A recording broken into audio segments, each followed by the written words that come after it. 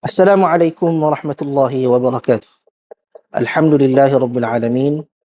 Wassalatu wassalamu ala ashrafil anbiya'i wal mursalin. Nabiyina Muhammad wa ala alihi wa sahbihi ajma'in.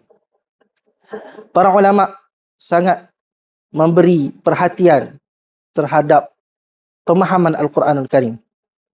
Oleh itu, ramai ulama yang berlumba-lumba menulis tafsir Al-Quran dalam pelbagai konsep dan juga bentuk, serta perbahasan yang mencakupi segala aspek kehidupan dan juga perbahasan ilmu.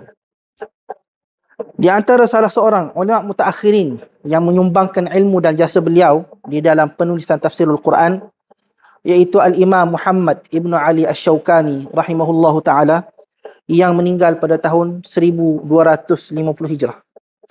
Al-Imam Asy-Syaukani rahimahullahu ta'ala merupakan seorang mujaddid ataupun tokoh pembaharuan, ataupun dalam bahasa modennya kita panggil sebagai revolusioner. Yang mana Al-Imam Asy-Syaukani merupakan seorang tokoh pembaharuan di Yaman yang telah melakukan banyak pembaharuan terhadap masyarakatnya, khususnya dalam menyeru supaya kembali kepada wahyu, iaitu kitab Allah dan sunnah Nabi SAW. Beliau juga terkenal sebagai seorang yang sangat mementingkan kepada pengajian ilmu hadis, sehingga kan pada zaman beliau pengajian ilmu hadis di Yaman mula hidup dan berkembang subur. Beliau telah pun menulis sebuah tafsir Al-Quranul Karim yang diberi nama sebagai Fathul Qadir Al-Jami'u fi Fannai Ad-Dirayati Wal-Riwayati min Ilmi Tafsir.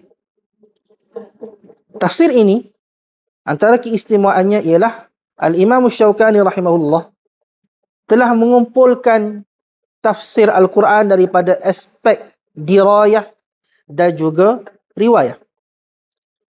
Dalam aspek dirayah, Al-Imam Asy-Syaukani telah mendatangkan tafsiran terhadap perkataan-perkataan yang memerlukan kepada penjelasan, mendatangkan i'rab ayat-ayat Al-Quranul Karim, dan juga mendatangkan wajah bacaan qiraat bagi setiap ayat yang mempunyai perbezaan qiraat. Kemudian beliau telah mendatangkan syarahan secara ringkas ataupun secara umum terhadap ayat yang beliau syarahkan, serta istimbat hukum daripada ayat-ayat yang melibatkan hukum hakam.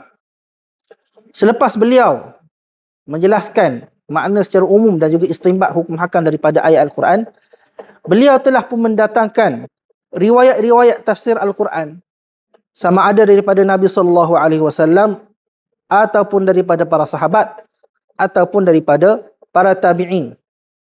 Yang mana riwayat-riwayat inilah yang menjadi sokongan kepada pandangan-pandangan yang beliau lontarkan di dalam tafsir beliau ini. Di antara keistimewaan tafsir Fathul Qadir ini juga, beliau sangat mementingkan kepada perbahasan daripada segi bahasa. Beliau mendatangkan perbahasan-perbahasan bahasa dan sokongan-sokongannya daripada ulama bahasa, dan juga rujukan-rujukan yang melibatkan bahasa Arab. Kemudian sekiranya ada yang berkaitan dengan pendapat-pendapat sahabat terhadap pendapat bahasa tersebut, beliau membawakan juga riwayat-riwayat yang datang daripada asar-asar untuk menyokong kepada pendapat tersebut. Jadi, tafsir ini merupakan jambatan yang menghubungkan di antara ilmu dirayah dan juga ilmu riwayah di dalam tafsir Al-Quranul Karim. Tuan-tuan dan puan-puan serta penuntut ilmu yang mahu untuk membaca dan melihat keluasan ilmu Al-Imam Asy-Syaukani rahimahullah ta'ala dalam menafsirkan Al-Quran, boleh datang ke perpustakaan Syekh Muhammad Daud Al-Kelantani rahimahullah di Pondok Sungai Durian dan membaca dan menelaah sendiri kitab ini. Mudah-mudahan kita mendapat manfaat daripada ilmu yang telah pun ditulis dan dibentangkan oleh Al-Imam Asy-Syaukani rahimahullah ta'ala. Wallahu a'lam.